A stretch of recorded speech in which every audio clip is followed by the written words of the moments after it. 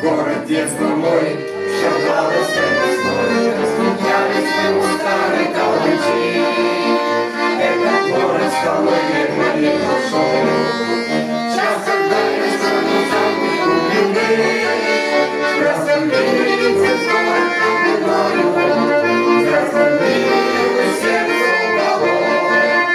Белый был я всегда с тобою, белорусь, яркий мой цветок.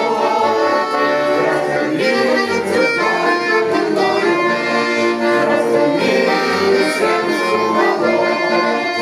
Белый был я всегда с тобою, белорусь, яркий мой цветок.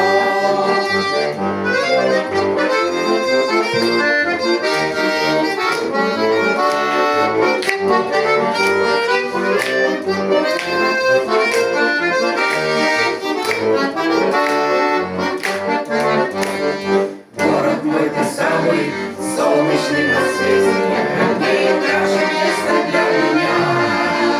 Город песен самый лучший на планете, город Витебск, это родина моя. Здравствуй, Витебск, город мой, здравствуй, милый, сердце уголок. Где бы ни был, я всегда с тобою, белорусский яркий мой цветок. Здравствуй, Витебск, город мой, здравствуй, милый, сердце уголок. Где бы ни был, я всегда с тобою, белорусский яркий мой цветок. Белорусский яркий мой цветок. Белорусский яркий мой цветок.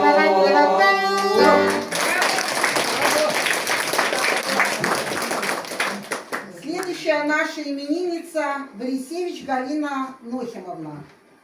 6 июля справилась свой день рождения.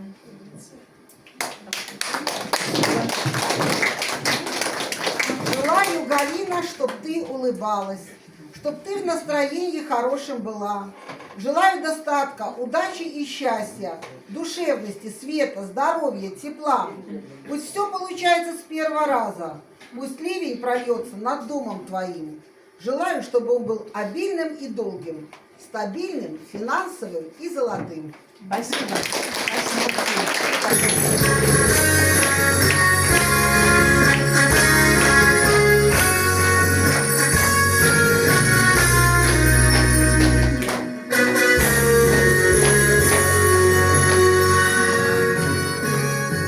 И для вас Аглезеле Лехаем.